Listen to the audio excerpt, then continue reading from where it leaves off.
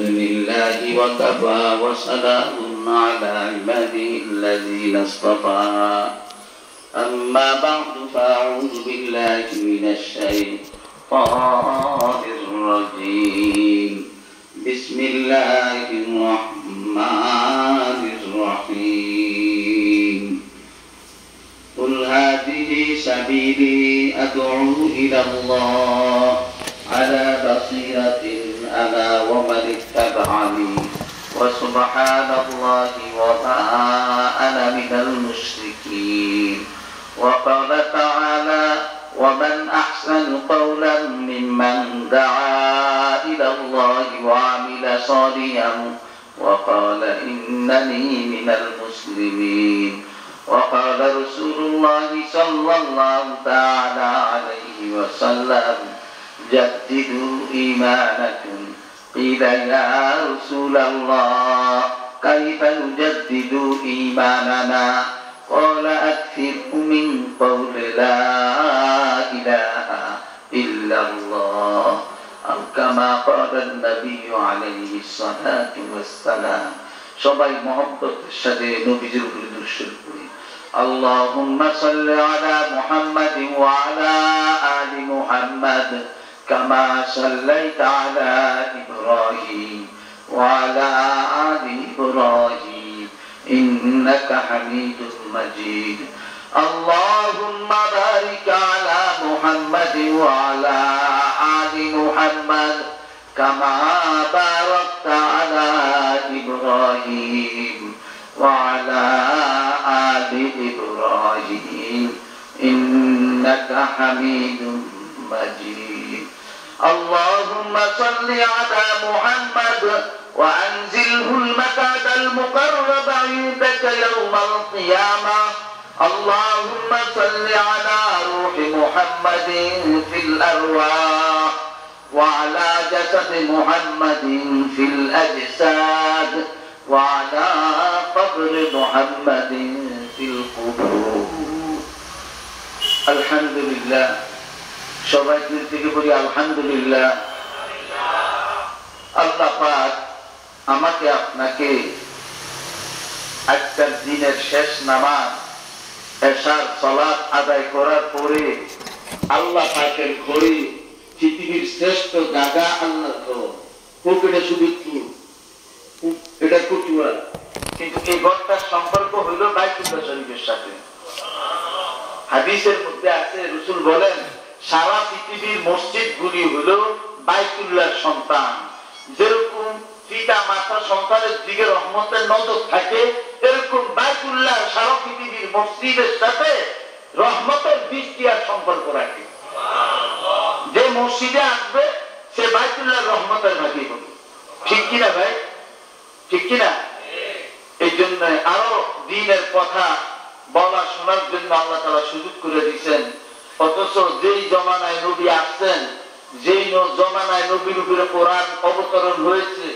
ওই সময় রাসূল উপরে আল্লাহ তাআলা বলেন ওয়াযাক্কির ফাইন্না যিকরা তানফাউল মুমিনিন হে আমার হাবিব আপনি মুমিনদেরকে নিয়ে দ্বীনের আলোচনা করেন এতে মুমিনদের ফায়দা হবে তাদের ঈমান বাড়তে থাকবে ওই ঈমান তাদেরকে আমলের উপর উঠতে থাকবে সুবহানাল্লাহ তাদের ঈমানের সম্পর্ক আমলের সাথে আমলের সম্পর্ক ঈমানের সাথে ঠিক কি না ভাই আজকাল অনেক ভাইরা তো হুজুর নামাজ না পড়লে কি ঈমান ঠিক আছে ঈমান এটা একটা গলত কথা ভ্রান্ত কথা শয়তান শিখাইছে তাকে রাসূল বলেন যার নামাজ ঠিক নাই তার ঈমান নাই তার কি নাই ঈমান নাই আল্লাহর হাবিবের ঘোষণা সারা পৃথিবীর সকল বাদশাদের কথা মিস হইতে পারে আমার আপনার নবী বিধানের নবী বাদশার কথা মিস হবে না ঠিক কি না ভাই আল্লাহ পাক আমাদেরকে আল্লাহর হাবিবের উম্মত কেন বানাইলেন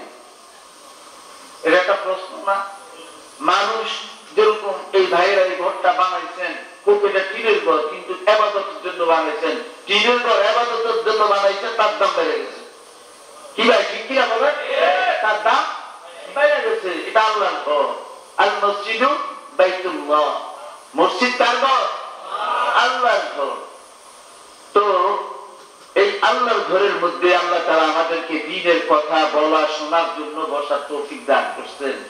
মানুষের দিলের মধ্যে হেদায়েত আসে চারটা জিনিসের দ্বারা। কয়টা? হেদায়েতের রাস্তা হলো চারটা। হেদায়েতের রাস্তা কয়টা? এক নম্বর হলো যে কথা বলে, হেদায়েতের কথা বলে চোখ দিয়ে দেখা, এক। দুই নম্বর হলো দিলের কানে শোনা। কিসের কানে? দিলের কানে। আমি শুনছি, বাস কথাটা খুব মজা লাগছে, সুন্দর লাগছে, এরকম না। দিলের কানে শোনা আমলের নিয়তে। কিসের নিয়তে? আমলের নিয়তে। মেরে ভাই, আমার আপনার হায়াতের বড় অংশ চলে গেছে। কোন সময় সে হায়াতের গড়ি শেষ হয়ে যায়, জানা নাই কেন? কারো জানা আছে? শিশু বাচ্চাও যাইতেছে, 16 বছরের এক ছেলে হেঁটে পড়তেছে, সে হঠাৎ মারা গেল। 16 বছরের, আমাদের গ্রামে, আমার বাড়ির পাশে। কিন্তু বাপের একটাই সন্তান, সেই মা, কত দুঃখজনক বিষয়, সে মোবাইলে আরেকজনের সাথে চলে গেছে। তাহলে ফ্যামিলিটা কত অসহায়, কত অসহায়। আজকে এক মোবাইলে মুসলমানের ঈমান আমলকে শেষ করে দিয়েছে। আর আমরা ঘরের মধ্যে ছোট ছেলে সন্তানের হাতে মোবাইল উঠাই, কান্না বন্ধ করি মোবাইল দিয়া। আরে আপনি তো তার কান্না বন্ধ করেন নাই, আপনি মোবাইল তার হাতে দিয়া তাকে ধ্বংস করে দেওয়ার রাস্তা নিয়ে বিজা পিড়া মুসলমানের ঈমান আমলকে নষ্ট করার জন্য সব মোবাইলের মধ্যে ঢুকে দিচ্ছে। ঠিক কিনা ভাই? এই জন্য ঘরের অভিভাবক এরকম টাইট হওয়া চাই, ঘরের একটা মেয়ে ছেলে কেউ মোবাইল ধরতে পারবে না। পারবে না হলে অভিভাবক ময়দানে মাস্টারে আল্লাহ ছাড় করে দাঁড়াইতে হবে। একটা হুজুররা মাদ্রাসায় কি চেষ্টা করে ছেলেদেরকে ভালো করার জন্য, অভিভাবক হলো বাবা। বাবাকে মাদ্রাসা ঠিক মতো পড়ে, বাড়ি যখন যায় 2 দিন 1 দিন থাকলে পরে আসে তার পড়ার মন বসে না। কেন? সে এত আদর করে মোবাইলটা তার হাতে, আর সে মোবাইল টিপতে টিপতে এখন সে গুনার দিকে চলে গেছে। কোন দিকে? গুনার দিকে। আর এত সস্তা এলেম শিখে, এলেম তো আল্লাহ পাকের নূর। যে ব্যক্তি গুনার থেকে বাঁচবে তার চেয়ে এলেম পাবে, যে গুনার থেকে বাঁচবে না আল্লাহ তাআলা তার ভাগটাকে মাথা থেকে বাইর করে দিবে। কঠিন সময় আমাদের চলছে। এই সময় এই যে ভাইয়েরা দ্বীনের জন্য বাহির হইছে, আজকে আমরা কেন, আল্লাহ তাআলা ইচ্ছা করলে ইব্রাহিম আলাইহিস সালামের উম্মত বানাইতে পারতেন, ঈসা আলাইহিস সালামের উম্মত বানাইতে পারতেন। নবীজি আসা সবার শেষে, কিন্তু নবীজি কয় যে সময় আদম আলাইহিস সালামের অস্তিত্ব আসে নাই, এখনো পেট কাটার মধ্যে, তখনও আমি নবী। সুবহানাল্লাহ। বলে আমাদের নবী শান কত। তাহলে বুঝা গেল দুনিয়া বানানোর মাকসাদ হলো আল্লাহর হাবিব। বুঝাচ্ছে? এই জন্য মেরে ভাই, নবীজি উম্মত যারা হবে তাদেরকে সবাই আগে আম্বিয়াদের রূহের পরে তাদের সিলেক্ট করা হয়েছে। তো এই নবীদের পয়গম্বরের জমাটা এসে এই রূহের জমাটা দেখে আল্লাহ এই রূহের জমাটা আমার দেন না, আমার উম্মত হিসেবে। আল্লাহ কয় না, এটা আমার হাবিবের জন্য সিলেক্ট করা হয়েছে, এটা কাউকে দেওয়া হবে না। কার জন্য সিলেক্ট করছে? আল্লাহর হাবিবের উম্মতের জন্য। কেন? আগের নবীদের মানে আল্লাহর পক্ষ থেকে দাওয়াত দেওয়ার জিম্মাদারি ছিল না, আর এই উম্মতের আল্লাহর পক্ষ থেকে দাওয়াত দেওয়ার জিম্মাদারি নবীর মাধ্যমে আছে। কিসের? আল্লাহর ব্যবস্থা দাওয়াত দেওয়া।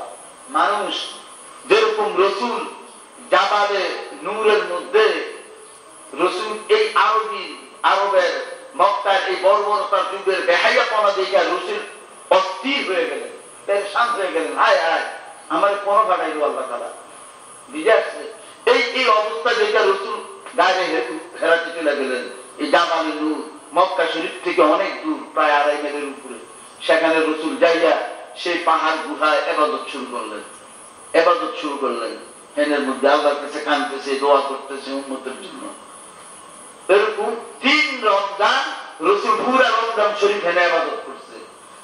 তো এই রমজানের শেষ ভাগে জিবরাইল আইসা রসুলের বলতেছে, ইকরা বিসমি রাব্বিকাল্লাযী খলাক। রসুল কি বলেন? আনা বিকারি আনা উম্মি। রসুল বলেন, আমি পড়তে জানি না, আমি কারো কাছে পড়ি নাই, আমি পড়া জানি না, এবং আমি আনপড়, আমি লেখাপড়া শিখি নাই। বুঝে আসছে? তখন জিবরাইল করছে কি, রসুলের বুকটার সাথে এই নবীজি বুকের সাথে জিব্রাইলের বুকটা লাগাই একটা চাপ দিলেন। চাপ দেওয়ার সঙ্গে সঙ্গে বলতেছে ইকরা, এখন রসুল পড়া শুরু করে দিয়েছেন। রসুল পড়া শুরু করে দিয়েছেন, আল্লাহর নামে পড়েন। এখন রসুল এই পড়া শুরু করছে জিব্রাইলের কথায়। আল্লাহ পাকের পক্ষ থেকে আয়াত, কোরআন শরীফের আয়াত অবতরণ হয়েছে রমজান মাসে। বুঝে আসছে? কেউ বলেন এটা 21 তারিখ, কেউ বলেন 12 তারিখ, কেউ বলেন 7 তারিখ, কেউ বলেন 18 তারিখ। কিন্তু মুফাসসিরিনদের ঐতিহাসিকদের সবচেয়ে যুক্তিসঙ্গত মত হলো 21 তারিখ, যেহেতু এটা কোরআনের সূরার সাথে সামঞ্জস্য। ইন্না আনজালনাহু ফি লাইলাতুল কদর, লাইলাতুল কদরি খায়রুম মিন আলফি শাহর, তানাজ্জালুল মালায়েকাতু ওয়ার রূহু ফিহা বিইذনি রাব্বিহিম মিন কুল্লি আমর, সালামুন হিয়া হাত্তা মাতলাউল ফাজর।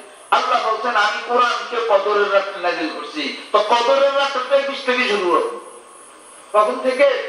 21 থেকে। তাহলে এই রাওয়ায়াতটাকে সবাই প্রাধান্য দিয়েছেন। বুঝে আসছে? এখন যখনই ওহী নাযিল হয়েছে, রাসূল এরকম ভাবে কাঁপা শুরু করতো, ওহীর ভারে কম্পন শুরু করতেন, রাসূলের চেহারা বিবর্ণ হয়ে যেতেন। রাসূল যখন নাকি রমজান মাস শেষের পরের দিন সকালে বাসায় গেলেন, তো যাইয়া খাদিজাতুল কুবরা রাদিয়াল্লাহু তাআলা আনহা, একজন মহিলা মানুষ, ওনার কাছে যাইয়া বলতেছে আমার তো ভয় হইতেছে, আল্লাহকে আমার উঠে নিয়ে যায় কিনা, আমার ভয় হইতেছে, এই অবস্থা হয়েছে। দেখছেন একজন মহিলা কি ধরনের সান্ত্বনা রাসূলকে দিতেছেন। বা আপনি গরিবের পাশে থাকেন, আপনি আত্মীয়তার বন্ধন রক্ষা করেন, আপনি মানুষের খোঁজ খবর নেন, আপনি মানুষকে হকের দাওয়াত দেন, আল্লাহ তাআলা আপনাকে কখনো ধ্বংস করবে না। এই সান্ত্বনা কে দিলে? আরে মহিলা খাদিজাতুল কুবরা রাদিয়াল্লাহু তাআলা আনহা কে দিলে?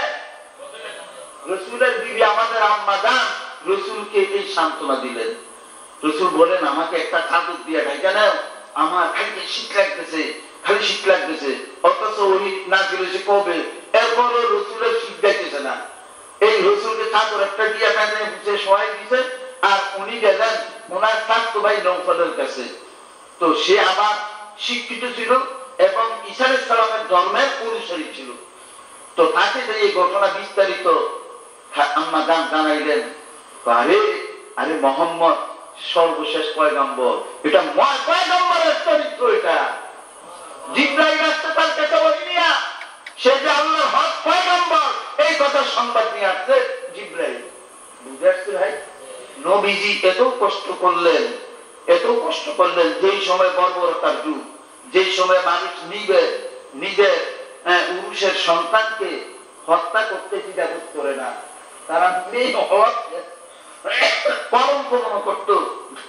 মেয়ে সন্তান হইলে 2-2.5 বছরের মধ্যে নিয়া সাজায় টাজায় গোসল করে নিয়া একদম গর্ত করে মরুভূমির মধ্যে চাপা দিয়ে কত মেয়েদের আহাদারি, কিন্তু বাপ শান্তির থেকে রক্ষা পায় না, মেরে পায়। কিন্তু রাসূল সাল্লাল্লাহু আলাইহি সাল্লাম এরপর দোয়া করতেছে, আকুতি বিনতি শুরু, একদম দোয়া করেন আল্লাহ আপনি দাহিয়া কলবিকে হেদায়েত দান করেন। তার প্রায় 600-700 বন্ধু বান্ধব আত্মীয় স্বজন, সে যদি হেদায়েত গ্রহণ করে তাহলে তার বন্ধু বান্ধব আত্মীয় স্বজন সবাই গ্রহণ করে ফেলবে। রাসূলের এই আকুতি বিনতি আল্লাহ পাকের দরবারে কবুল হয়ে গেছে। রাসূল তো জানেন না। একদিন দাহিয়া কলবি রাসূলের দিকে রওনা করছে, এমত অবস্থায় আল্লাহ তাআলা জিবরাইলকে রাসূলের কাছে পাঠাইছেন, এই জিবরাইল যাও আমার হাবিবের কাছে দাহিয়া কলবি আসতেছে, তাকে যেন ঈমানের দাওয়াত দেওয়া হয়। তাহলে ব্যাপারটা গুরুত্বপূর্ণ চলে গেছে না? গুরুত্বপূর্ণ বিষয় না? দাহিয়া কলবি রাসূল দেখলেন খাইছে, জিবরাইল খবর নিয়ে আসছে, তাহলে তো মানে আমার দোয়াটা আশা যিনি আল্লাহ কবুল করছেন এই জন্য সংবাদ নিয়ে পাঠাইছেন। তো যখন দাহিয়া কলবি রাসূলের কাছে আসলেন, নবীজির কাঁধে চাদর বারমান ছিল, রাসূল চাদরটা বিছিয়ে দিলেন দাহিয়া কলবিকে, হে দাহিয়া কলবি আমার চাদরে বসো। দাহিয়া কলবি চাদরটা উঠাইয়া চুম্বন শুরু করলো, এরকম ভাবে কাঁদতেছে আর চাদর রাসূলের, ইয়া রাসূলুল্লাহ আপনার চাদরে আমি বসবো এটা হইতে পারে না, আপনার চাদর তো আমার মাথার তাজ। সুবহানাল্লাহ, চাদরটা হলো মাথার তাজ। রসুল দেখছে দিলটা তৈরি হয়ে গেছে, এখন তো দাঁড়িয়ে কলবি করো আশহাদু আল্লা ইলাহা ইল্লাল্লাহু ওয়া আশহাদু আন্না মুহাম্মাদান আবদুহু ওয়া রাসূলুহু। দাঁড়িয়ে কলবি নবীজি আমি পড়বো আমার একটা কথা। বলে কি? বলে আমি 70 থেকে 72টা নিজের মেয়ে জিন্দা দাফন করছি, আল্লাহ কি এই মহা পাপ কি আমার ক্ষমা করবে? কঠিন প্রশ্ন। রসুল চুপ করে গেলেন, মানে রসুল আল্লাহর দিকে মুতাওয়াজ্জিহ হয়ে গেলেন। সঙ্গে সঙ্গে আল্লাহ তাআলা জিবরাইলকে পাঠাইলেন, যা আমার হাবিবকে জানিয়ে দাও যে ব্যক্তি দিল থেকে কলমা শাহাদাত পড়বে আল্লাহ পাক তার পিছনের জিন্দেগীর সকল অপরাধকে ক্ষমা করে দিবেন। সঙ্গে সঙ্গে এই দাঁড়িয়ে কলবিতে রসুল বললেন, হ্যাঁ জিবরাইল আসছে সংবাদ নিয়া যে তুমি যদি কলমা পড়ো দিল থেকে আল্লাহকে মানার জন্য, রসুলকে মানার নিতে, তাহলে তোমার পিছনের যত অপরাধ, যদি জমিন থেকে আসমান পর্যন্ত যদি অপরাধ হয়ে যায় তা আল্লাহ তাআলা তাও ক্ষমা করে দিবেন। আল্লাহ সবসময় বান্দাকে মাফ করার অপেক্ষায় আছে, কিন্তু বান্দা আল্লাহর দরজায় আসতে চায় না, সে খালি মখলুকের দরজার দিকে দৌড়ায়। কি হয়, ঠিক কিনা? আমার দরজা ঠিক করতে হবে, আমাকে আল্লাহমুখী হইতে হবে, আমার কর্মকাণ্ড আল্লাহর জন্য হতে হবে। কার জন্য? আমার নামাজ কার জন্য? আমার এরকম রসুলকে মানা কার জন্য? আল্লাহর জন্য। এটা কখন মানা সম্ভব হবে? এই জন্য রসুল দুনিয়ার থেকে বিদায়ী হয়ে রসুল এই সাহাবাদেরকে বলছেন, রে আমার সাহাবারা, আমার কাছে যা আল্লাহ পাক নাযিল করছেন আহকাম, আমি কি তোমাদের কাছে যথাযথভাবে পৌঁছাইছি? ইয়া রাসূলুল্লাহ, শুধু পৌঁছান নাই, আপনি আমাদেরকে এরকম হাতে সব বাস্তবে দেখাই দিয়েছেন, আপনি পরিণত করে। এরপরে নবীজি কি বললেন? আল্লাহুম্মা আশহাদ আল্লাহুম্মা আশহাদ আল্লাহুম্মা আশহাদ ফালইউবাল্লিগুশ শাহিদ আলাল গায়ব। ইয়া আল্লাহ, আমার সাহাবী আমার উম্মত তারা কি বলতেছে আপনি সাক্ষী থাকেন, এবং তোরা অনুপস্থিত যারা আছো অনুপস্থিতদের কাছে আমার দিন পৌঁছাইতে থাকবে। তাহলে পৌঁছানোর জিম্মাদারি কার? আমাদের উম্মতের। কার? উম্মতের। এই জিম্মাদারি কে দিয়েছেন? নবীজি দিয়েছেন। কে দিয়েছেন? নবীজি দিয়েছেন। এই জন্য দুইটা কাম, একটা হলো মানুষকে আল্লাহর দিকে দাওয়াত দেওয়া, দ্বীনের প্রসার করা, আর একটা হলো দ্বীনের হেফাজত করা। দুটোটা আমাদের জিম্মাদারি। বুঝতে? হেফাজত করবো কিভাবে? একজন মানুষ অন্যায় করতেছে, সে অন্যায়ের দাওয়াত দিতেছে, আমি তাকে হকের দাওয়াত দিব। আমি তাকে কিসের দাওয়াত দিব? যে না, আমি তো কলমা পড়ছি ভাই, লা ইলাহা ইল্লাল্লাহু মুহাম্মাদুর রাসূলুল্লাহ, কলমা পড়ছি মানে অর্থাৎ কলমার উপরে আমার জিন্দেগি যাপন করতে হবে, পরিচালনা করতে হবে। এই কলমার বিশ্বাস আমার দিলে রাখতে হবে। সারা পৃথিবী সকল মানুষ যদি আমাকে কয় তুমি ঈমান ছাড়ো, আমি ছাড়বো না, আমি তো কলমা পড়ছি আল্লাহর জন্য। কার জন্য ভাই? কার জন্য? বিলাল হাবশী দেখায় গেছেন সারা পৃথিবীর মানুষকে। বিলাল হাবশীকে রাত্রে উদ্বা সাইবা একের পর এক পিটতে থাকতেন, তারা পিটতে পিটতে মারতে মারতে ঠকে যাইতেন। এরপরও বিলাল, আরে তুমি এত কষ্ট ভোগ করতেছো, তুমি মুহাম্মদের কলমাটা ছাড়ো, ছাড়লে তোমার সকল নির্যাতন বন্ধ হয়ে যাবে। বিলাল কি বলেন? আহাদ আহাদ আহাদ, আল্লাহর একত্ববাদের দাওয়াত কাফেররা দিতেছে। আরে আমি তো একত্ববাদের উপরে ঈমান আনছি, তোরাও আন। আল্লাহ তাআলা যদি আমাকে পশম বরাবর যদি দান দেয়, তো বিলাল প্রত্যেকটা দান দিনের জন্য দেওয়ার জন্য বিলাল তৈয়ার। আরে বাপরে বাপ, এটি কেরম করতো, এটি কেরম করতো, দেহনি অবস্থা। রসুল মেরাজে গেলেন, তো বিলাল রাদিয়াল্লাহু তাআলা জিবরাইল রসুলকে জান্নাত দেখাইতেছেন, ঘুরে ঘুরে জান্নাত জাহান্নাম। তো জান্নাত যখন দেখাইতেছেন, রসুলের আগে দেখে বিলালের চপ্পলের আওয়াজ শোনা যায়। তো রসুল বিলালকে জিবরাইলকে বলতেছে, জিবরাইল, এটা আমার বিলালের জুতার আওয়াজ। জি নবীজি আমনের। তো হ্যাঁ, দুনিয়াতে জান্নাতে তার আওয়াজ। বলে আল্লাহর কাছে মকবুল হয়ে গেছে, আল্লাহ জান্নাতে আপনার আগে আগে বিলালকে, মানে দুনিয়াতে চলতেছে আর জান্নাতে আওয়াজ শোনাইতেছে। এখন মুফাসসিরিন কেরাম বলেন, রাসূলের আগে উম্মত কিভাবে হয়? এটা তো একটা অযৌক্তিক কথা। বলে যখন রসুল কোন দিকে রওনা করতেন, কাফেররা উট পাইতে থাকতো রসুলকে হত্যা করার জন্য, তখন বিলাল এই গোপনীয়তাটা রক্ষা করতেন। এই বিষয়গুলি বিলাল দেখতেন যে কোন দিকে দুশ্মন আছে, কোন দিকে এরকম পথের মধ্যে কাটা আছে, পাথর আছে, এগুলি সরাই দিতেন। আর যদি দুশ্মন থাকে রসুলকে অবহিত করতেন। এই কামটা আল্লাহর কাছে পছন্দ হয়ে গেছে, এই জন্য আগে আগে দেখেছেন। এই জন্য এটা না যে রসুলের থেকে বিলালের ফজিলত বেশি, এটা না, বুঝাচ্ছে। এই জন্য মেরে ভাই, আল্লাহ তাআলা আমাদেরকে দ্বীনের জন্য পাঠাইছেন, হানিয়েছেন, দ্বীনের জন্য পাঠাইছেন। এই জন্য রসুলকে আল্লাহ তাআলা বলেন, রে আমার হাবিব, আপনি আপনার উম্মতকে এই কথা বলে দিন যে মানুষ যেন, মুসলমান কলমাওয়ালা যেন, প্রত্যেক মানুষকে যেন আল্লাহর বড়ত্বের দাওয়াত দেয়। কার বড়ত্বের দাওয়াত? লা খালিকা ইল্লাল্লাহ, লা মালিকা ইল্লাল্লাহ, লা রাযিকা ইল্লাল্লাহ, লা মুহিয়া ইল্লাল্লাহ, লা মুমিতা ইল্লাল্লাহ। মুসলমান শুধু না, সব হলো আসবাবের উপরে ঈমান। কিসের উপরে ঈমান? আসবাবের উপরে, পদের উপরে, মানের উপরে না। এই ঈমানে কাম হবে না। ঈমান লাগবে পাক্কা। আমার হায়াতের মালিক আল্লাহ, আমার মওতের মালিক আল্লাহ, আমার রিজিকের মালিক আল্লাহ, আমার হেফাজতের মালিক কে? আল্লাহ। এরকম পাক্কা ঈমান লাগবে। সাহাবায়ে কেরামের যে ঈমান ছিল, এই জন্যই সাহাবাদেরকে রাসূল বলেন, হে আমার সাহাবারা, তোমরা ঈমানকে পাক্কা করো, ঈমানকে নবায়ন করো। তো সাহাবায়ে কেরাম কই, ইয়া রাসূলুল্লাহ, ঈমানকে আবার নবায়ন করে কেন? হ্যাঁ, প্রশ্ন করছেন। রাসূল বলেন, বেশি বেশি বলো লা ইলাহা ইল্লাল্লাহ, লা ইলাহা ইল্লাল্লাহ। এটা নিজেও বলতে থাকা আর উম্মতকে এটার দাওয়াত দেওয়া। আরে ভাই, রু জগতের মধ্যে আমরা সবাই আল্লাহকে স্বীকার করে আসছি না?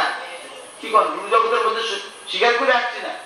তাহলে এই দাওয়াতের কামের দ্বারা কি হবে? এলাকার থেকে শয়তান দূর হবে, আমার থেকে শয়তান দূর হবে। বুঝাচ্ছে এলাকার থেকে। আপনারা দেখেন না, যখন মুয়াজ্জিন সাহেব আযান দেয়, আল্লাহু আকবার, আল্লাহু আকবার, আল্লাহু আকবার, আল্লাহর হাবিব নবীজি দোয়া শিখাইছেন, আল্লাহুম্মা রাব্ব হাযিহি দাওয়াতিত তাম্মা ওয়াস সালাতিল কাইমা আতি মুহাম্মাদাল ওয়াসিলাতা ওয়াল ফাদিলা। দোয়া শিখাইছেন। কি কইছে? আল্লাহুম্মা রাব্ব হাযিহি দাওয়াতিত তাম্মা। এটা পরিপূর্ণ দাওয়াত। আযানটা কি? পরিপূর্ণ দাওয়াত। তাহলে হাদিসের মধ্যে আছে, যখন মুয়াজ্জিন সাহেব আযান দেয়, ওই এলাকাতে শয়তান এত জোরে ভাগতে থাকে, শিয়ালের মতো ভাগতে থাকে, পিছনের রাস্তায় যে তার হাওয়া বাইরে। বুঝে আসছে ভাই? তো আমরা যখন পুরা দিনের দাওয়াত দিব, তো শয়তানের সেই কত ভাগবে। এই জন্য দিনের দাওয়াত দেওয়া দরকার নেই। এই দাওয়াতের জিম্মেদারি কে দিচ্ছেন?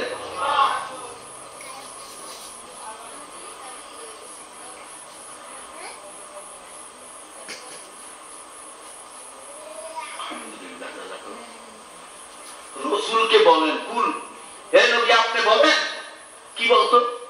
হাযিহি সাবিলি আদউ ইলাল্লাহ, মানুষকে আল্লাহর দিকে ডাকা, এটা আমি নবীর কাজ। আনা ওয়া মান ইত্তাবানি, যারা পড়ছে লা ইলাহা ইল্লাল্লাহ মুহাম্মাদুর রাসূলুল্লাহ, তাদের তো দাওয়াতের কাজ।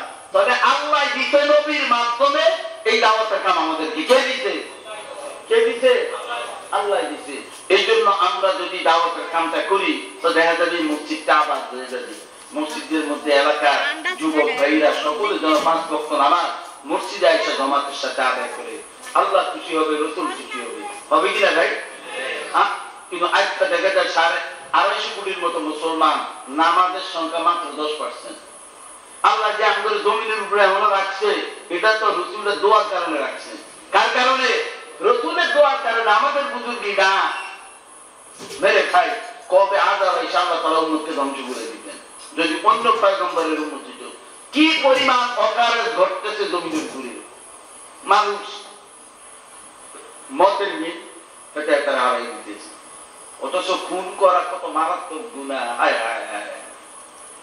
রাসূল বলেন, যদি আসমানের লোক জমিনের লোক মিলে একটা লোককে হত্যা করে, তাহলে তার সকলের বদলা নেওয়া হবে হত্যার মাধ্যমে। সারা জমিনের সকল মানুষকে হত্যা করা হবে, আসমানের লোকদেরকে হত্যা করা হবে। নাউযুবিল্লাহ। তাহলে হত্যা অনেক জঘন্য বড় অপরাধ। আজকে আমার মত মিল হইতে পারে, ব্যামিল হইতে পারে, এই জন্য যে আমি একটা মানুষকে হত্যা করতে পারি? বাপে ছেলেকে হত্যা করে দেয়, ছেলে বাপকে হত্যা করে দেয়, স্বামী স্ত্রীকে হত্যা করে দেয়, স্ত্রী স্বামীকে হত্যা করে দেয়। কি ধরনের এরকম বিশৃঙ্খলা জমি চলছে। এই জন্য দিনের দুনিয়ার মধ্যে শান্তি আসবে দিনের দ্বারা, অন্য কোন ইজমের দ্বারা শান্তি জমিনে আসবে না। বুঝাচ্ছে রসুল যেই বার্তা নিয়ে আসছেন, রসুল যেই দিন নিয়ে আসছেন, ওই দিন শান্তি এরকম ভাবে সারা পৃথিবীকে দেখাই গেছেন। হযরত ওমর ফারুক রাদিয়াল্লাহু তাআলা আবু বকরের সময় ওনারে বিচারক বানাইছে মদিনায়। দীর্ঘ সময় হয়ে গেল কোনো মুকদ্দমা বিচার আসে না। এখন ওমর রাদিয়াল্লাহু তাআলা যায়া খলিফাকে বলতেছে আবু বকর সিদ্দিককে, কয় আমি এই বিচারক থেকে অব্যাহতি চাই। বলে কেন? বলে কোন বিচার তো এই পর্যন্ত আসে নাই, তো আমি এই সময়টা ছেড়ে না বসে আল্লাহকে দিই। অনেকে সাহাবায়ে কেরাম মনে করছেন না জানি উনি খলিফার চেয়ার চায়, এই জন্য বুঝো উনি বিচারপতি থেকে কি চাইতেছে? অব্যাহতি চাচ্ছে। কিন্তু আসলে কেমন না, দেখেন ওনাদের ইবাদতের কি মানে আগ্রহ ছিল, তলব ছিল, পিপাসা ছিল। আজকে আমাদের আছে, অথচ মৌতের চিন্তাই নাই। ওসমান রাদিয়াল্লাহু তাআলা কবরের কাছে যায় কাঁদতে কাঁদতে দাড়ি গুড়ি ভাই ভাই পানি পড়তে থাকতো। সবাই বলে আপনি তো জান্নাতের কথা জাহান্নামের কথা বলে এত কাঁদেন না, এখানে আসলে তো কাঁদেন। বলে আমার তো ভয় হইতেছে যে আসলে প্রথম আখিরাতের স্টেশন হলো কবর, এই কবরের মধ্যে আমি ফাঁসা যাই কিনা, এই জন্য আমার কাছে বেশি ভয় লাগতেছে। কি পরিমাণ দিনের অবস্থা, আর আমরা কিছু পাইবেই খালি আরেকজনের বিপদ শেখায় গান বন্ধ। হায় হায়, আল্লাহ আমাদেরকে বুঝার তৌফিক দান করে। এগুলি সব গুনাহ, গীবত শেখায়েত গুনাহ। বুঝাচ্ছে এইগুলো দেখা যায়? দেখা যায় না। হাসাদ গুনাহ দেখা যায়? দুশমনি গুনাহ দেখা যায়? দেখা যায় না। এই জন্য এই গুনাহ থেকে আমাকে বাঁচতে হবে। বুঝাচ্ছে? এই জন্য আহলুল্লাহ দরবারে যাইতে হবে, আহলে হক ওলামাদের দরবারে যাইতে হবে। আজকে আমাদের মাদ্রাসায় একজন বহুত বড় আলেম আসছেন, উনি একটা ঘটনা শুনাইলেন। এক লোক এমনি মানুষকে দান টান করতো, গুনার কামও করতো, দান টান করতো, গুনার কাজও করতো। তো ওনার এক বন্ধু মানে ওই বুজুর্গের দরবারে আসছে, উম্মুক লোকটা এরকম ভালো কাজও করে, দান টান সৎকার করে, কিন্তু আবার গুনার কাজও করে, যেরকম শরাব খায়, ব্যভিচার কাজ করে এরকম। তো ওই বুজুর্গ বলতেছে, তুমি আমার আসসালামু আলাইকুম আমার ভাইয়ের দিয়ে দিও, ঠিক আছে? তো যাই কয় আমাকে ওই হুজুরে আমাদের আসসালামু আলাইকুম দিছে, সালাম দিছে। ওই বেড়াটা তো খুশি হয়ে গেছে, কি হুজুরে আমার কোনো দিক দেখে নাই, হুজুরে আমার সালাম দিল না দেখতে। এখন এই সালামের বরকতে তার দিলের মধ্যে হেদায়েতের তলব বসে গেছে। এখন সে হ্যাঁ বন্ধুর কর, ভাই একদিন আমার একটু নিয়ে যাইও ওই বুজুর্গের দরবারে, আমি যাবো, এই 5-7 মিনিট সময় দিন ওনার দরবারে, আমি তো ব্যস্ত মানুষ। এই 5-7 মিনিটে হযরত একটু কথা বলছেন, এই কথা তার পুরা মানে অর্থ হয়ে গেছে, মানে সহিবুজ আইসা গেছে। সে কয় আর আমি গুনাহ করব না, আমি দৃঢ় প্রতিজ্ঞা করলাম এখান থেকে, আর আমি গুনাহ করব না। এই বাসায় যাইয়া বিবির প্রতি তুমি পর্দা করো, আর পর পুরুষের সাথে তুমি দেখা করবা না। এই 5-6 মিনিটের মানে তার সুবহতে তার দিলের মধ্যে হেদায়েতের নূর জ্বালিয়ে দিয়েছে। এরপরে কখন যত শরাব আছে ঘর থেকে সব বাহিরে ঢেলে দাও, আজকে থেকে আর গুনার কাজ করবো না, শরাব পান করবো না। ভাই এই জন্য আহলুল্লাহদের সুহবত জরুরি। সাহাবায়ে কেরাম নবীজির সুহবত পাইছেন, এই জন্য সাহাবায়ে কেরাম পাক কালিমা বলা হয়েছে, ঠিক কিনা ভাই? কিন্তু আমরা তো ওলামাদের কাছেও যাইতে চাই না। আমাদের কোনো বিষয় দুনিয়াবি হোক উখরাবি হোক, যে কোনো বিষয় আমরা ওলামাদের থেকে যাই না, আমাদের কান্দা নবীর সুন্নাত মতো করার চেষ্টা করব। তাহলে এটা আমার মেয়ের বিবাহ, আমার ছেলের বিবাহ, আমার নায়নাতুরের বিবাহ, আমার ছেলের শিক্ষা, আজকে আমরা কোরআন শিখাই না। অথচ শ্রেষ্ঠ কিতাব হলো কোরআন শরীফ। শ্রেষ্ঠ কিতাব কি? কোরআন শরীফ। এই কোরআনের শিক্ষা আমাদের কাছে নাই। ময়দানে মাহশারে যেই বাপ কোরআন না শিখায় থাকে, ওই মা বাপ কোরআনের মানে আল্লাহ পাকের আদালতের কাঠগড়ায় দাঁড়াইবে, ওই মেয়ে বলবে, ওই ছেলে বলবে, আরে আল্লাহ, তারা আমাদেরকে দুনিয়ার ফায়দা শিখাইছে, আখিরাতের ফায়দা শিখায় নাই, দ্বীনের ফায়দা শিখায় নাই। আজকে তাদেরকে আমাদের সঙ্গে জাহান্নামে নিক্ষেপ করেন এবং তাদেরকে ডবল শাস্তি দেন। সে বলবে নিজের আওলাদ, নিজের ছেলে পেলে, ছেলে মেয়ে। এই জন্য তাহলে এই জন্য রাসূল বলছেন, তোমাদের যদি সন্তান হয় তার সুন্দর নাম রাখো, এবং যদি কথা বলা শুরু করে তাকে পড়াশোনা শিখাও, তাকে দ্বীন শরীয়ত আদব শিখাও। কে বলছেন? আল্লাহ রাসূল বলছেন। আচ্ছা, আদব দ্বীন শরীয়ত শিখাই আমরা? খালি ডিগ্রি, খালি ডিগ্রি, খালি ডিগ্রি, ডিগ্রির হিড়িক শুরু হয়ে গেছে। কেন আজকে এই অবস্থা? আপনি ডিগ্রি কোরআন মানা নাই, গায়ে গেছে, বাকি কোরআন শিখে পড়ান, কোরআন শিখাইয়া তাকে ডিগ্রি পড়ান, সমস্যা তো নাই। ডিগ্রি শিখান তো না গায়ে না গায়ে, কিন্তু দিন নিয়া, কোরআন নিয়া। কি ভাই, একটা সচিব, পাওয়ারফুল সচিব, সে একবার আমারে তার গাড়িতে উঠেছে তত্ত্বাবধায়ক সরকারের আমলে, পরে মনে না পরে পরে ওই যে হেফাজতের ঘটনার পরে, তো আমার গাড়ি উঠে যায়, আমরা দুইজন হুজুর ছিলাম, আমি একজনের হুজুর। পরে সে কয়, যে দেশে উলামাদের ইজ্জত থাকবে না, ওই দেশের অস্তিত্ব থাকবে না। তো আমি চিন্তা করছি যে হ্যাঁ, আমার খুশি করেন না বিক্রি করবো, এটা তো আমি জানি না। আমি চুপ করছি, হাও কই না, নাও কই না। কতক্ষণ পরে আমি ইমাম সাহেব হুজুরের কাছে কোরআন শরীফ পড়ছি। এই কথা যখন কইছে, তখন মনে করলাম যে সে দিল থেকে কথা বলছে। অথচ এত বড় একটা পাওয়ারফুল সচিব, সে ঢাকা একটা বাড়ির মালিক হয় নাই। অথচ এই জমানা সচিব না, আর পিউন হইল 10টা বাড়ির মালিক হয়ে যায়। কি ভাই, ঠিক হবে? কেন আছে এই অবস্থা? অথচ ওই লোকের বড় ছোট ভাই ব্যবসা করে, মা বলে, বাবা এই তোর বড় ভাইরে জিগাতলা, তোর যে বাড়িটা, এটা দুতলাটা তোর ভাই নামে রেস্ট্রি করে দে, আমি তোলাই দোয়া করে। মা আমাকে দোয়া করবেন, কালকে রেস্ট্রি করে দিয়ে দিয়ে, ঠিক আছে। অথচ ভাইয়ের টাকা গুলো কি নাই, বাড়ি না। সে অন্যায় ভাবে মানে টাকা কামাই করে না। কিন্তু আজকে তো পদে হোলারা ইমাম হলো টাকার উপরে, আর পদের উপরে আমার উপরে ইমাম নাই। যদি থাকতো তো তারা কি দেশের সম্পদ চুরি করে? কথা বলেন না কেন? ইমাম হলো টাকার উপর, ইমাম হলো পদের উপর না। না হলে এই যদি হয় উম্মতের দশা, তাহলে ওই পথ আর টাকা তার জাহান্নামে যাওয়ার জন্য বুঝাচ্ছে। আল্লাহ আমাদেরকে হক বুঝার তৌফিক দান করেন, এবং আমরা নিয়োগ করি যে আমরা দাওয়াত দিব। কি দিব ভাই? দাওয়াত দিব। যেই ব্যক্তি দাওয়াত দেয় তার কথা আল্লাহ তাআলা বলেন, ওমান আহসানু কওলান মিম্মান দাআ ইলাল্লাহ ওয়া আমিলা সালিহান ওয়া ক্বালা ইন্নানি মিনাল মুসলিমিন। তার কথা থেকে আর কার ভালো কথা হতে পারে যে মানুষকে আল্লাহর দিকে ডাকে এবং নেক আমল করে, আমি মুসলমানদের মধ্যে একজন, আমি মুসলমানদের মধ্যে একজন। এই দাওয়াত দেওয়া এটা আমার জিম্মাদারি। এই জন্য ভাই আমরা সকলে দাওয়াতের কাম করব, সবাই আল্লাহর হাফিজে দেখায় করব। কার জন্য? আল্লাহর জন্য। আল্লাহ আমাদের সকলকে দাওয়াতের কাম করার তৌফিক দান করেন।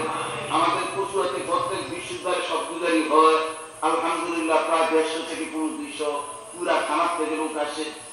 আর এরকম ভাবে এই মানে বিশ্ববিদ্যালয়ে আসর থেকে নিয়ে পরের দিন একসাথ পর্যন্ত আমল চলে। রাত্রে এসার পর পরামর্শ সারার পর মেহমানদারি হয়। এরপরে আমল করে তসবিহাত নামাজ আদায় করে শুয়ে যায়। বুঝাচ্ছে একটা ফিকির নিয়ে, কোন ফিকির? কিভাবে আল্লাহ এই আল্লাহর হাবিবের রক্ত ধারণা দিই যেন আমার ঘরের মধ্যে আসে, আমার পৃথিবীর প্রত্যেকটা কোণে কোণে যেন এই দিন চিন্তা হয়ে যায়। কি ভাই, এটা আমরা নিয়োগ করতে পারি? আমি যদি নিয়োগ করে দোয়া করি, তো সারা পৃথিবীতে যত মুসলমান হবে আল্লাহ তাআলা তার মুসলমান হওয়ার এক অংশ আমাকে দান করবেন। বুঝতে আসছে? 1 টাকা আমাকে যেটা সারা পৃথিবীতে হয়, সেটা হচ্ছে দাওয়াতের কাম। যেটা সারা পৃথিবীতে হয় দাওয়াতের কাম, এর 1 টাকা আমাকে, সেটা হলো কার কাম? আল্লাহর কাম। কার কাম? মানুষ নিজের জান মাল দিয়ে বাহির হয় আল্লাহর দ্বীন জমিনে নিজের কাছে আসার জন্য, সারা পৃথিবী, দেশের কোনে কোনে আসার জন্য। এই জন্য হলো মেহনত। এই জন্য কি ভাই? কোনদিন গালি দিতে দেখছেন? বরং গালি দিলে কতটি শুধু নাই, প্রতিবাদও নাই। আল্লাহ তাদেরকে ভাইদেরকে হেদায়েত দান করেন। এই কথা বলুন। কি ভাই ঠিক কিনা? এটা তো নবীজির কথা। তাজের ময়দানে নবীজি খাতর খাইছেন, অজ্ঞান হয়েছেন, পাহাড়ের ফেরেশতা এসে উপস্থিত, নবীজি বলতেছে আপনার অনুমতি দেন দুই পাহাড়কে একসাথে করে তাদেরকে পিছিয়ে দিন। নবীজি বলেন আল্লাহুম্মা বিফদলি ফাইন্নাহু ইয়া'লাম। নবীজি বলেন আল্লাহ আমার উম্মত বুঝে না, আল্লাহ তাদেরকে হেদায়েতের সবুজ দান করেন। তার জানে না এটা যে হক, দাওয়াতের কাম, দিন যে হক কাম, রাসূলকে পাঠাইছেন। রাসূল যখন দুনিয়াতে আসছেন, যেই বছর যেই দিনে আসছেন, ওই বছর কোন মায়ের ঘরে মেয়ে সন্তান হয় নাই, সব পুরুষ সন্তান দান করতেন রাসূলের বরকতে। কার বরকতে? আল্লাহ তাআলা সকল মায়ের ইজ্জতকে রাসূলের বরকতে বাড়াই দিলেন। সুবহান। যেরকম মেয়ে সন্তান হইলে মারা স্বামী বকাঝকা খাইতো, মারতো, অনেক ধরনের মানে তারা নির্যাতন করত, কিন্তু রাসূলের বরকতে আল্লাহ তাআলা মা বোনদের ইজ্জতকে বাড়াই দিয়েছেন। যখন রাসূল দুনিয়াতে আসলেন, না দিনে না রাতে, এমন সময় ছোট সাদিকের সময় রাসূল আসলেন। আয়েশা রাসূল সন্তান জন্ম নেয় দুর্গন্ধ নিয়ে, রাসূল আসছেন সুগন্ধি নিয়ে। সুবহানাল্লাহ। তিনি আসছেন সুগন্ধি নিয়ে আসছেন। বলে ওই ঘরটা স্তম্ভের চেয়েও বেশি খুশবুতে মুখরিত হয়ে গেল। এবং রাসূল দুইটা কাম করছেন। রাসূল আসমানের দিকে তাকাইয়া আর সাহাবীদের তাকাইয়া রাসূল কলমা পড়ছেন লা ইলাহা ইল্লাল্লাহু মুহাম্মাদুর রাসূলুল্লাহ সাল্লাল্লাহু আলাইহি ওয়াসাল্লাম। এরপর রাসূল সিজদা করছেন, আল্লাহ পাকের শুকরিয়া আদায় করছেন। আপনার নিয়ে তো চুরিতে বৈশা কোন শিশুকে এটা করবে? হ্যাঁ, এটা হলো নবীর নবুয়তের জন্য দলিল। এটা নবীর নবুয়তের জন্য দলিল। এটা সারা পৃথিবী কেউ করতে পারে না। এটা পারে সুন্দর প্রবাদ ঘটনা। এবং রাসূল আসার সঙ্গে সঙ্গে ঘরটা যেন সূর্যের আলো যেন বন্ধ হয়ে গেছে, এই রাসূলের আলো ঘরটা আলোকিত হয়ে গেল। মেরে ভাই, ওই নবী যেই নবীর উপরে রৌদ্রের তাপ, মাছি, মশা বসা হারাম ছিল, ওই শরীর মোবারক থেকে রক্ত ঝরাইছেন দিনের জন্য, উম্মতের জন্য। ঠিক কিনা ভাই? এই জন্য মেরে ভাই, আমরা যদি এই দাওয়াতের কামটা করি, সকলের মহব্বত করবে, কাউকে প্রতিবন্ধ করবো না। আমার দ্বারা কোনো মুসলমানের আরে হাতটাকে অমুসলিমের দ্বারা ইজ্জত প্রশ্ন না হয়, সেও তো বাচ্চা মুমিন। বুঝাচ্ছে হিন্দুদেরকে একবার খারাপ ব্যবহার অনুমতি আছে না। এই জন্য মেরে ভাই, এই হিন্দুদের পূজা আসতেছে, এখন একটা দল চক্রান্ত করতেছে এই মন্দিরের মধ্যে আঘাত করে পৃথিবীর দেখাইব। তো পৃথিবীর ধরুন আমাদের পার্শ্ববর্তী দেন, এনে যদি একটা পূজার ঘর ভাঙবে, হ্যাঁ 10টা মসজিদ ভেঙে দেবে, তাহলে হ্যাঁ আক্রমণ করে কি আমরা ভালো হইল না? হ্যাঁ, আর এটা দিন শিখায় নাই। দিন শিখাইছে আমরা তাদের হেরে যাবো না, বাকি আমরা কেউ যেন তাদের ক্ষতি না করতে পারে এটার জন্য আমরা তীক্ষ্ণ নজর রাখবো। এটা আমাদের ইমানি দায়িত্ব। তাদের কাম তারা করবে। বুঝতে ভাই? এই জন্য তখন তারা খুশি হবে, হয়তো এই ভালো ব্যবহারে তারা মুসলমান হওয়ার সুযোগ হয়ে যাবে। হবে কিনা ভাই?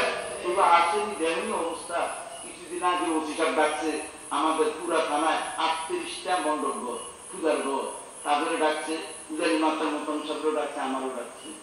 তো আমি বললাম যে দেখেন, ইসলাম শান্তি, ইসলাম বিশৃঙ্খলা পছন্দ করে না। ইসলাম হচ্ছে শান্তির জিনিস, সকলের জন্য শান্তির বার্তা, সকলের জন্য। মুসলমান দেশ এটা আমাদের, এই দেশে হিন্দু থাকবে, খ্রিস্টান থাকবে, হিন্দু থাকবে, নেতারা থাকবে, সব দল থাকবে, কিন্তু তাদের গানের নিরাপত্তা আমাদের দিতে হবে। তাদের এক কর্মকাণ্ডে আমরা কিন্তু করাইতে পারবো না, এটা আমাদের ইমানি দায়িত্ব। বুঝে তাদের কাম তারা করবে, বাকি আমরা তাদের নামে অংশগ্রহণ করবো না। আমাদের যুবকদেরকে আমরা বুঝে রাখবো, গায়ে গায়ে নেবে মুসলমান বেশি দিন, হিন্দুর থেকে মুসলমান বেশি, ফেরাই মাপ তৈরি করে বিভিন্ন আকারে গোটা। বুঝে আসছে? আল্লাহ সকলকে হক বুঝার তৌফিক দান করেন। মেরে ভাই, এখন আমরা মানে যুবক যাইতেছে বেশি দুনিয়ার থেকে, বয়সের থেকে যুবক বেশি যাইতেছে। এই জন্য যুবক ভাইদের হাতে ধরি, পায়ে ধরি যে আমরা 5 ওয়াক্ত নামাজ জামাতের সাথে আদায় করবো, এবং অন্য ভাইকে নামাজের দাওয়াত না, আল্লাহর বরকতের দাওয়াত দিব। তার দাওয়াত আল্লাহর বরকতের দাওয়াত।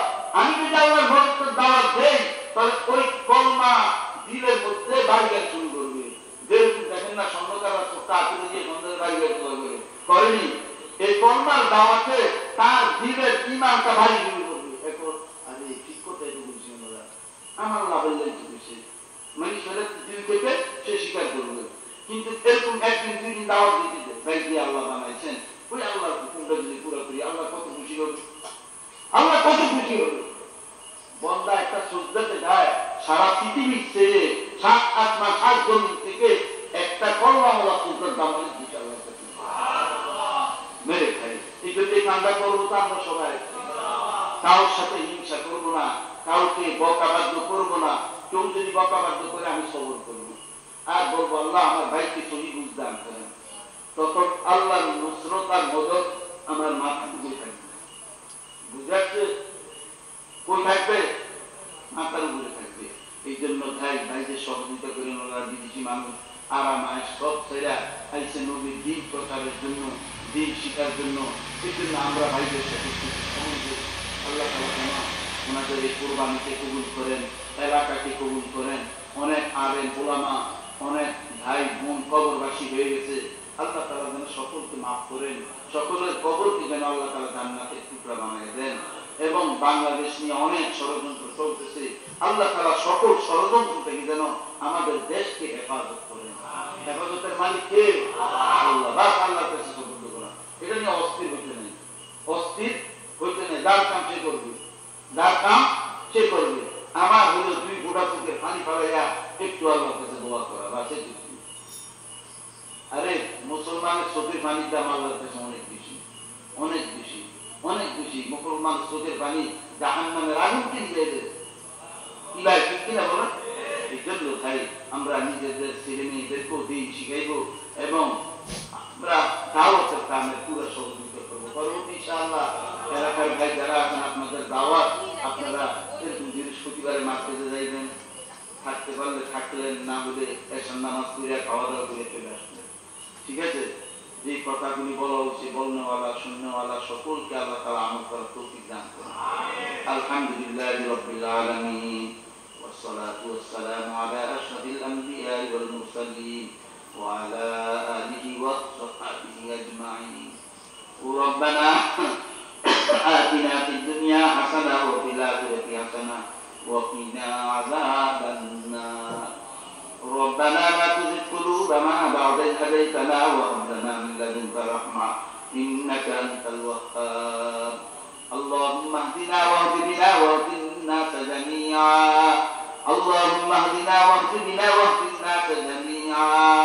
اللهم اهدنا واهد بنا واهد الناس جميعا. اللهم اهد أمة محمد صلى الله عليه وسلم.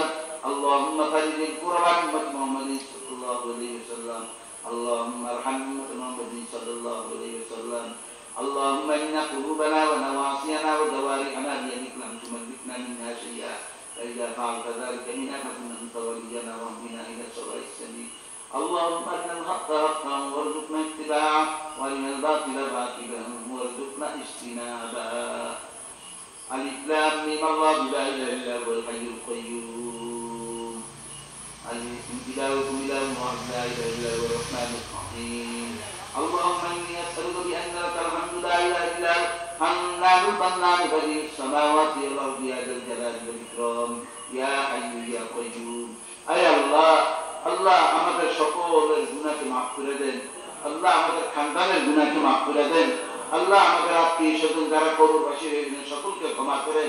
আল্লাহ কবরওয়ালার কবরটাকে জান্নাতের টুকরা বানিয়ে দেন। আয় আল্লাহ, আয় আল্লাহ, আপনি আমাদেরকে আপনার আপন গোলাম, আপনার হাবিবের খাস উম্মত হিসেবে কবুল করেন। আয় আল্লাহ, অনেক ভাই বোন অসুস্থ, আল্লাহ সকলকে শেফা আদিলা কামিলা দান করেন, নেক হায়াত দান করেন। আল্লাহ আমাদেরকে দুনিয়া আখিরাতের ভালাই দান করেন। আল্লাহ যারা মেয়ে নিয়ে মুসিবতে আছে তাদের জন্য নেককার ছেলের ব্যবস্থা করে দেন। আল্লাহ যারা ছেলে নিয়ে মুসিবতে আছে তাদের জন্য নেককার মেয়ের ব্যবস্থা করে দেন। আয় আল্লাহ যারা ঋণগ্রস্ত তাদের ঋণ পরিশোধ করার তৌফিক দান করেন। আয় আল্লাহ, আল্লাহ সকল মুসলমান যুব সমাজকে দ্বীনের বুঝ দান করেন। আল্লাহ ইমান আমল নসিব করেন। শয়তানের শয়তানি থেকে, আল্লাহ নফসের নফসানি থেকে আল্লাহ আমাদের খানদানকে যুব সমাজকে আপনি হেফাজত রাখেন। وهو بذنبي إلى الله إن الله بصير بالعباد ربنا تقبل منا إنك أنت السميع العليم وتب علينا يا مولانا إنك أنت التواب الرحيم وصلى الله تعالى على خير خلقه محمد وآله وصحبه أجمعين آمين آمين برحمتك يا